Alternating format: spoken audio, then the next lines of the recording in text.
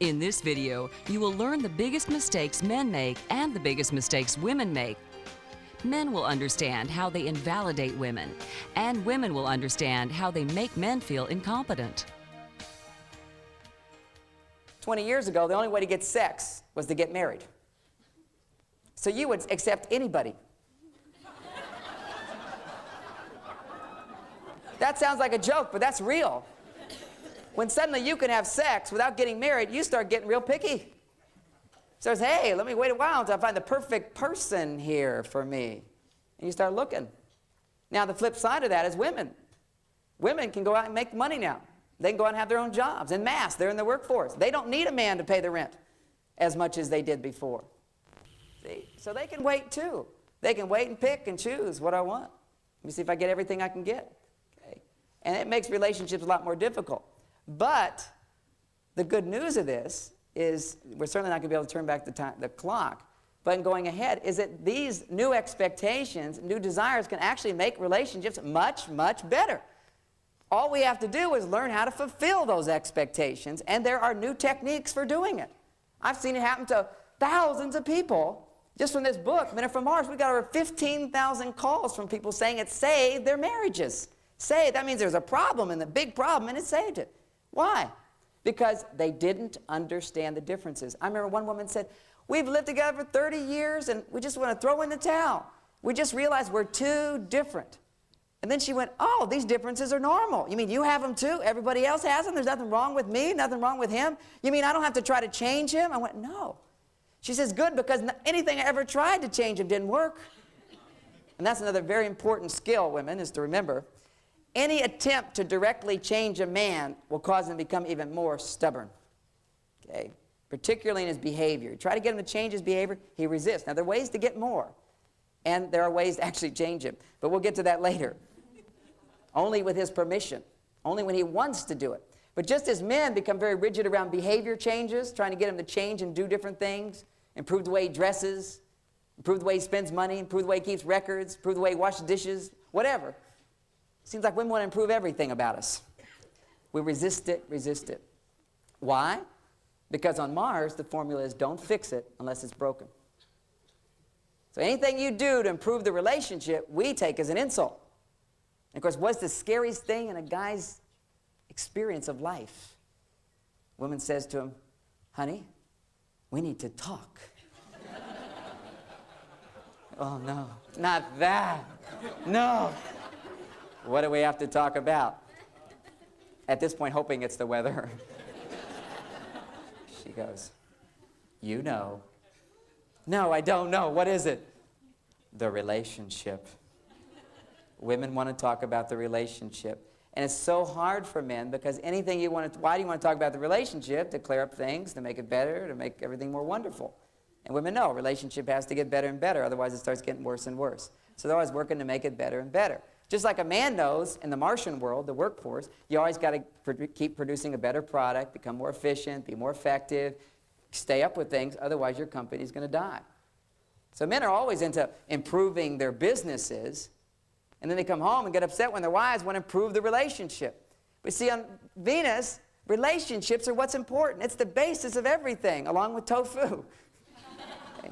Cooking, nurturing, family, counseling, this is all reality for them. This is very important stuff.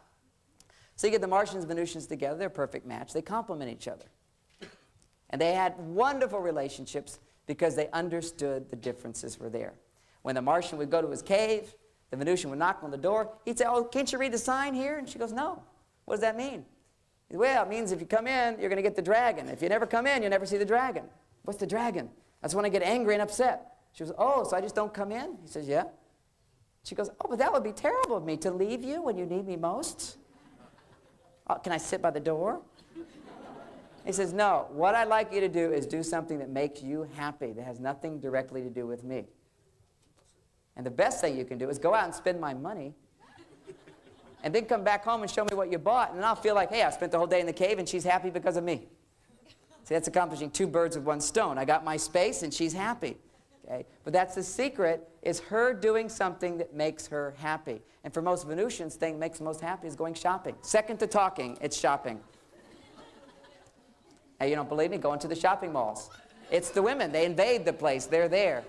And you can see the way men and women shop differently. I go with my wife sometimes to shop as a great favor to her, because it wears me out. I mean, I'm so exhausted after 30 minutes of shopping with her, because she doesn't shop like a guy. A guy goes on a hunt, okay?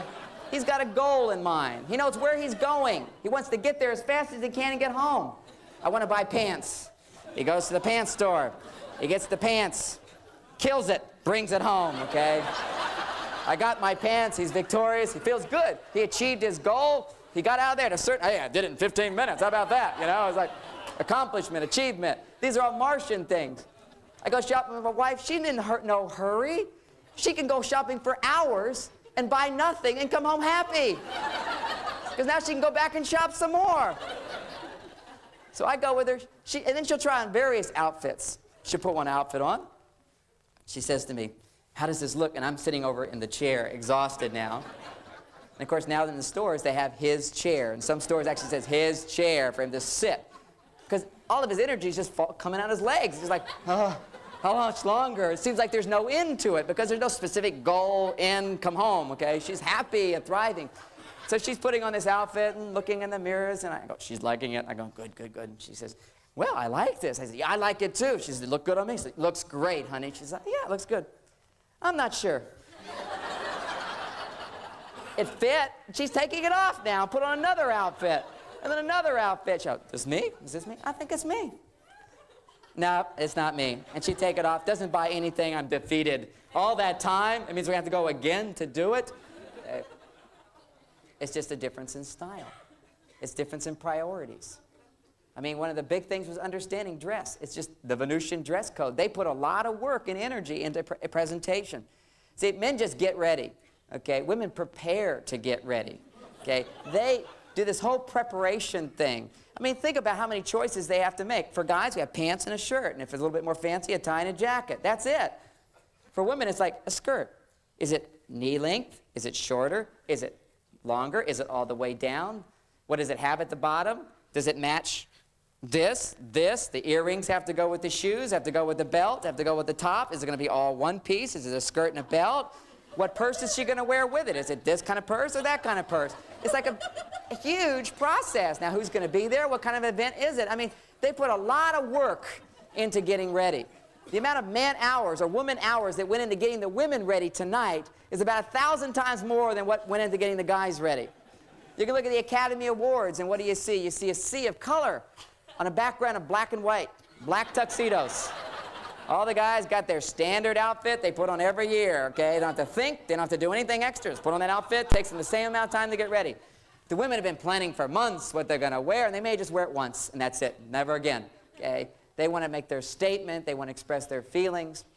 I know for me, I mean, this carries even into the bedroom. I remember one time I was in bed with my wife, and I was going to make love with her, and I was touching her, making some moves, and kissing her a little bit, and she went, wait a second.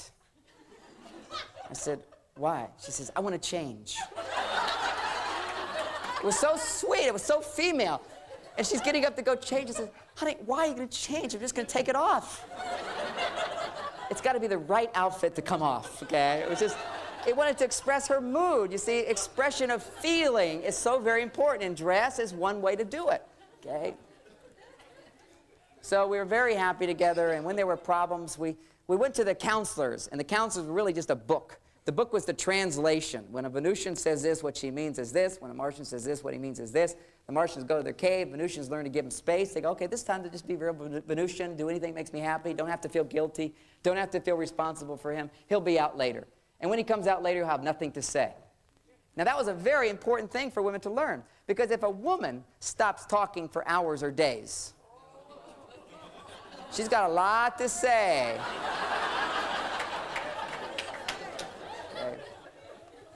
The Martians and Venusians, they had those things come up, but they were able to solve them because they understood that they were different. There was nothing wrong with the differences. You didn't have to change the other person. You just had to work with the differences. So they are so happy. They're in love. They knew everything they knew before except one thing. They forgot. They forgot that they were from different planets. As soon as they forgot that they were from different planets, that's where the problem started setting in. That's where the men, or the Martians, started trying to fix the Venusians. When they would talk and share and express and get upset about things, we thought that you were broken and we needed to fix you. And since that point, women have resisted men. It's the most difficult thing, men, to ever try to accomplish is to change a woman's feelings. Don't even give it a thought, okay? Of course, when they have these feelings that come up that aren't congruent with ours, we go, oh, I'll fix that. I'll explain to her why she shouldn't feel that way. And that just makes them sit into those feelings. I'm not budging from these feelings till you get why I feel this way. In the same way, women stay stuck in their feelings if you try to change them. Men stay stuck in their behavior styles. See, they will not change anything about themselves. I am the way I am. Nobody's going to change me. What you see is what you get. Okay? It's a very Martian kind of statement. That guy will change overnight if he starts getting what he needs most, which is acceptance. Let him get messages that he is accepted the way he is, that he is loved the way he is, and then learn to communicate that to him, and then he will start giving more to you. That's the secret, is to give him what he needs so he wants to give more back. So, we came here, we forgot that we're different. Martians tried to fix the Venusians. What did the Venusians do? They saw these Martians and they thought, these guys need serious rehabilitation. Okay? So they went on their campaign to improve the Martians. And this is what women will do today. They'll love a man. They think he's so wonderful. I love him. He does this, he does this, he does this. They get married, and then suddenly she opens up the home improvement committee. Out of love, she thinks, how can I improve him? He becomes the target of all her suggestions. And of course, to a man, that is the worst thing you can do, to communicate to him that he needs to change. He gets the message that he's not loved and he's not enough. What's the biggest mistake we men make? We try to fix women. Women get upset, we're going to fix you. The two biggest mistakes we make in our relationships is men become Mr. Fix-It at the wrong time. It's okay to fix the plumbing, to fix the fence, to solve this. Matter of fact, it makes us very attractive to women. Women love it. Guy, Mr. Handyman, Mr. Maintenance Man, Mr. Fix-It, Mr. Do this, do that. Because the thing about it is we love doing it. We love solving problems. And women go, this is great. He's doing it for me, and he loves doing it just because he loves to do it as well. Okay? It's like an extra bonus. You don't owe him anything if he fixes the fence. Yep, I fixed that fence. You like it? All you have to say is, oh, it's beautiful, honey. He goes, yep, what else do you want me to fix? Okay? Your love is payment enough. He just wants to do things, accomplish things, solve things, and that motivates him in the relationship to give more. The problem comes up is when Mr. Fix-It puts on his hat when the woman needs to talk. See? When a woman needs to talk, what men don't know is that the one problem that needs to be solved is she needs someone to listen.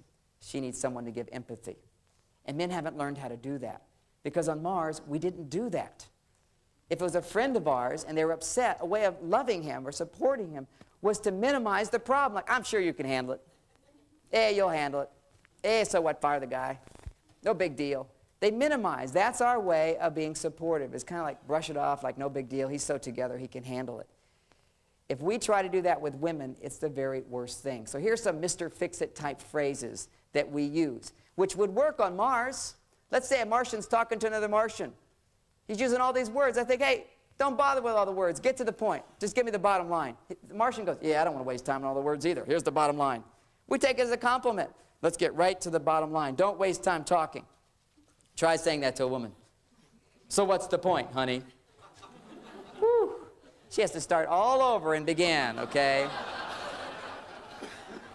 Or she's sharing things to create closeness or whatever. He goes, honey, we've had this conversation before. I've heard it all. Oh, bad news, pal. Or let's say she's hurt. Her feelings are hurt. The biggest mistake we men make, and we don't even realize how devastating it is. We don't. It's just we're unconscious of it. She's hurt. She says, I feel hurt. He goes, no, you shouldn't feel hurt. Oh, worst thing you can do is like taking a knife and sticking it into the wound and digging it in. And then we say, no, you shouldn't feel hurt. That's not what I said. Or that's not what I meant. Or let me tell you all the reasons why I had to do what I did. She don't want to hear all that. What she wants to hear is, oh, that hurt? Oh. And just feel awful with her for a few moments. See, men always want to fix it. They want to, how can I take us out of the pain? Women don't want you to take them out of the pain. They want you to join them together in the pain. We'll share this moment, this experience together. Or another phrase we'll do, and again, we think we're helping. We'll say, honey, so I understand you feel this and this and this. We'll do some advanced relationship skills that we read in some book, active listening. So I understand you feel this way and this way. Then we ruin it all by this one little phrase. But don't you kind of think you're making a big deal out of this? It's not that important. Woo. Big trouble, pal, big trouble. Now, I've been teaching this about 12 years now, and I still make mistakes, and it's very important to know that hearing this the first time doesn't mean you've learned it. In education theory, it's very clear that to learn something new takes 200 times. If you're a genius, 150 times. Hearing it again and again and again. You don't just get it, and particularly if you're going to learn something about Venusians, man, it's going to be a while before you get it, before it becomes second nature. And for women, if you're going to learn something about men, you'll tend to forget. You'll be knocking on that cave so many times. The dragon will come out. You'll be all upset. You'll go back and you go, oh, yeah, I made that mistake. I knocked on the cave door. I'm supposed to just leave him alone for a while until he shows signs of life. Okay? Once he starts moving in your direction or sees you, that means he's out of the cave. Okay? Now that I understand it's hard for women to know when we're in or out of the cave, I make clear delineations of it. When I'm out of the cave, I always go and find my wife, and I touch her. That's the signal. That says I'm available for relationship. See? And men wouldn't think to do that. They don't understand. Okay? Because generally, if you've been in the cave a while, she's giving you the cold front again. Oh, he doesn't care. He's ignoring me. I'm not important to him. Other things are more important. He gets more attention to that football team than he did for me, our whole relationship. She starts getting really angry inside. So the guy comes out of his cave. He goes, ooh, she's in a bad mood. I'll just ignore her. It makes her get in a worse mood. Then she starts throwing darts to see if there's anything in there. Do you care at all? He goes, she's really upset. I'll go for a drive. He's back out in the car again. Instead, you do the opposite of your gut reaction. You walk right in that tornado. You go touch her. Hi, honey. And you can, I always feel the temperature by the touch. If she's really angry with me, she goes, tss, like that. And I don't get all offended by it. I used to. Now I understand. No, this is the test. This is very important. Venusians are all into testing, okay? She's testing to see if I can hear what she has to say. So she just lets her reaction come up. She goes, tss, gives me this look. And I stand there like, well, of course she's going to give me a look like that. She's upset. Let's find out what she's upset about. So I just stand there. Don't say anything. Just stand there. Now, most guys, when you touch, you go, tss. I was just trying to be helpful. Forget that. I read our book. I got to bother with that anymore. Instead, she resists. You stand there. Look at her. They love when you look at them. You don't have to say anything. See, I'm telling you, man, is you don't have to go through massive change. You don't have to become these articulate, expressive, feeling type guys. All you have to do is respect her feelings, show interest in her feelings, ask her questions, draw her out. Men don't want to be drawn out. Women do. Our nature is not to draw somebody out because we don't want to be drawn out. So what we have to learn to do is change things around inside and go, oh, okay, I'm supposed to go over and notice her now, get her to talk. And then when she starts talking, what does she talk about? Oh, no, problems. Not more problems. She's got a list of 20 problems that she's been storing up till she could talk about them. So here they do. Here they come. 1, 2, 3, 4, 5, 6, 7. By the third problem, the guy's exhausted. He goes, oh, no, I can't solve all those things. I'm already tired. Because he thinks he's supposed to solve the problem. In addition to thinking he's supposed to solve the problem, he's feeling defeated. Because men are so goal-oriented. The more they love you, their goal is for you to be happy. So if you talk about a problem, then that's one failure on his list. Talk about another problem, oh, that's something else that she's not happy about. That's something else she's not happy about. He ends up feeling defeated. Get to 20 problems, the guy's in the worst mood of his life. I remember once doing this, I was practicing listening because I understood women needed to talk and they share, they feel better. I'm sitting there listening to my wife go through 10 or 15 problems about her life, which includes me. She'd say things like, oh, the house is always such a mess, nobody ever helps me clean it up. I do everything myself. What do you mean, you do everything yourself? I keep quiet, keep it zipped. I listen some more. She says, oh, the kids just aren't like they used to be. They're much harder to deal with now. I don't know what's going on, but it's something. Our life is just filled with so much stress. I think she's saying that I'm making our life filled with stress? She's saying since we moved into this house, life isn't better. Now it's worse because we did this. You know how much the house cost? So I'm like taking all this stuff personally. Like, why is she so upset about this? Then she goes on and she says, oh, I was late on the checkbook. I even made one check go over. We just got a notice the check bounced. It's amazing how my wife can talk about things like that and feel no kind of reservation about pointing out she bounced the check. It's like somehow obviously not her fault because there's so much going on in her life. You know, when I bounce a check, I don't want anybody to know about it. She broadcast to everybody, and I bounced 2 checks. I've got so much going on in my life. I got this going on and this going on. So she's going down the whole list of problems, and then, you know, and then a few more. And you were gone the other day, and then this happened. I didn't know what to do, and I called so-and-so. It was the wrong time to call them. And now I'm thinking, is she blaming me for being gone? But I was working. We got to make some money around here. What do you know? So I'm getting all frustrated, but trying to be a good listener, zipping it up, because if I say anything, it just makes it worse. Okay? If I say any of that stuff, we're in a big argument, so I keep it zipped. So 15 problems down the line, my posture is way down like this. I'm just feeling like awful. I'm feeling like, gosh, you know, I thought I was doing well in this relationship. I got the most unhappy woman in the world. I am a failure. Okay? Well, about that time, she was done. And she looked at me and she says, oh, you look terrible. She said, you look the way I felt. And that was a very important comment. You mean I look the way you felt? You mean you don't feel that way anymore? She goes, no, I feel much better. That was a great conversation. Conversation? But she did feel better. I went, you mean you really feel better now? She goes, yeah. Even though all those problems still exist? She goes, yeah, I've forgotten them now. I feel good. You know, we can have a good time tonight. I went, good time tonight? I feel like, ugh. But it was amazing, when she told me she felt better, suddenly I had succeeded in making the woman I care most about happy, and suddenly I came back to feeling great. I felt fantastic. But I needed that message, and that's what women today don't understand, is a guy can listen for a while, she will appreciate it greatly, but never tell the guy. He doesn't know that we've just achieved and accomplished something. See, men need definite reward, okay? Like, I worked all these hours, I got paid. They go, okay, that was worth it, okay? So if he listens to you for a while, he needs that check. It's like a payment. And what's the payment? It's just simply, oh, I feel so much better now. He goes, you do? Yeah, I just need to talk about it. He goes, you did? You mean this really worked? She goes, yeah, I felt much better. That's the second time. Now, 200 times of that experience, he won't need that feedback.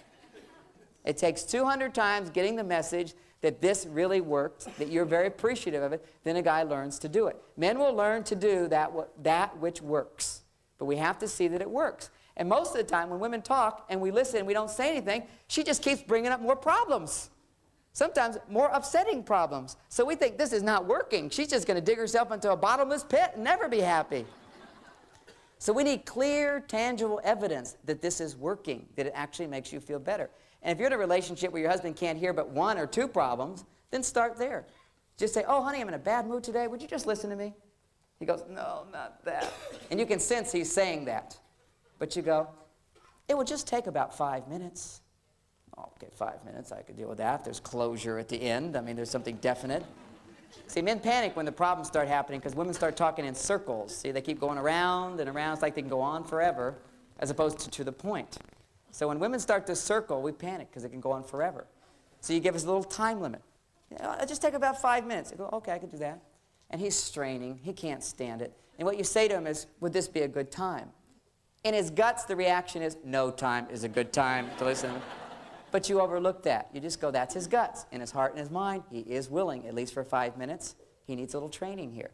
So you talk for 5 minutes. In the beginning, talk about problems that definitely don't have direct bearing on him. Although to some extent everything has direct bearing on him. But you just try other people, whatever. And you talk, and he'll interrupt you as he usually does, give you solutions. You'll complain about your job. He'll say, quit that stupid job. And you go, yeah. You know, right now I just need to talk about it and I'll feel much better. And he goes, oh yeah, that's right, I'm not supposed to be offering solutions. Give him that feedback. Give him the job description every time of what he needs, and he can do it. That's all he needs, is to know what's required of him and know that he'll get rewarded, meaning that it will work. Men just don't do things if they don't think it's going to work. He thinks it's completely useless to sit here and listen to problems, because if men sat around just talked about problems and nobody was to offer solutions, they would be so depressed. They go home, I'm so incompetent, I've got all these problems, and so are all my friends. They're wimps, they're weak, you know, whatever. Whereas women, what do they do? When I first started studying the differences between men and women, it was going to the Good Earth Cafe in Marina. And there they had those circular tables. And I'd sit listening in to the women talk. The Venusians would all form these little circles. They didn't think any men were listening, so they came in pure Venusian style. And what was that? They all took turns talking about problems. They never stopped to solve them. They never offered solutions. They never took responsibility for their part. They just talked about problems. I wasn't even married to any of them, and I was going nuts, okay? I mean, it's like, you know, how could you say that? Well, what are you going to do about that? You're just going to let that happen? You're going to stay with that guy? I mean, don't you see how you caused that? You know, none of that. They just like going around. And then you saw another aspect of the Venusian culture, is that generally they'd all talk except one. They wouldn't leave till they got that one person to talk. They'd also like focus in on her. Now, what's been going on, Glenda? We know something's happening. What is it? Because when a Venusian doesn't talk, you're supposed to go, oh, it must be something really important. See, on Mars, if it's something really important, you interrupt everybody and you tell them. If I have something to say, I find my wife and tell her. I'll interrupt anything if it's important. If it's really important with her, she waits around, waiting for me to ask, how was that medical appointment you went to today? How did the meeting go with the teacher? Whatever it was something important, she wants me to ask her about it. And she's not going to tell me until I ask. So when they don't want to talk much, then you know something big is brewing in there. And you better start thinking, what was I supposed to know? Okay, what was I supposed to remember here? And that's the big mistakes we men make. We give these Mr. Fix-It solutions. Women make mistakes. They give the Home Improvement Committee suggestions. Here's an example of the Home Improvement Committee in action. One day I was being Mr. Fix-It, fixing the toilet. I'm in there fixing the toilet. Of course, the first thing you do is you jiggle it and see if it will stop. It didn't stop. Now I took off the top and I'm inside trying to screw things around, move stuff around, working with this thing, thinking I can fix it. 15 minutes passed, it was still making noise. I was quite embarrassed and frustrated. Well, my wife sensed the upset. She has antennas. Oh, he needs me. So she came into the bathroom to watch me fail. That was the loving thing to do. Let me help him. She comes in to watch me and look at me.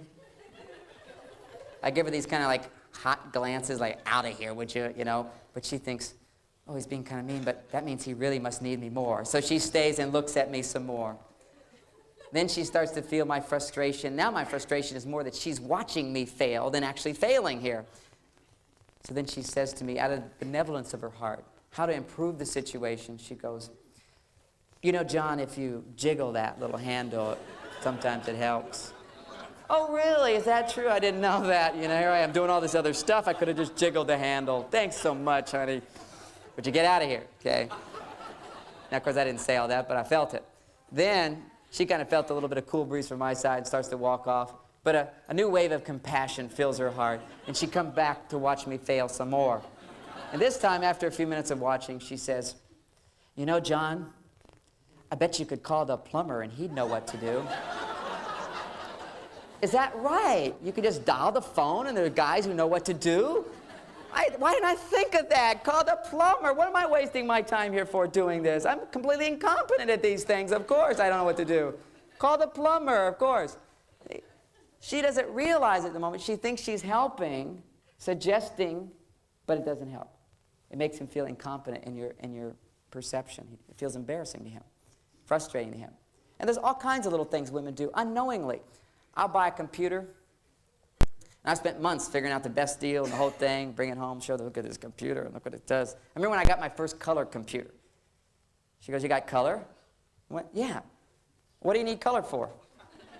All you use is a word processor. I said, the color allows you to have a little blue band around the page. You paid $1,000 more for color, so you can have a little blue band around it? Yes, I paid $1,000 more so I could. Now, she's just trying to help me get a better deal in life, you know, help me see the picture, the reality. She'll come to my office sometimes and she'll say, how can you think with all these papers everywhere? We've got to clean up this office. We don't have to clean up this office. This is how I work, if you've noticed. But you can't work in an office like this. If you straighten everything up, your thoughts will be clearer. Oh, thanks. Maybe you could help me write my next book, honey. That's fantastic. You know better than I do. See, she just being happy and helpful, you know, going in and ruining my life. Okay? Our little things, little reminders when we're driving in the car. She'll say things like, and she'll see a policeman, maybe she's going to help me out if I'm driving a little fast. She'll go, honey, slow down. There's a policeman. I go, oh, thanks for telling me that, honey, to slow down. See, another Martian in the car wouldn't tell me to slow down. He doesn't need to tell me what to do. He'd just say, there's a cop behind us.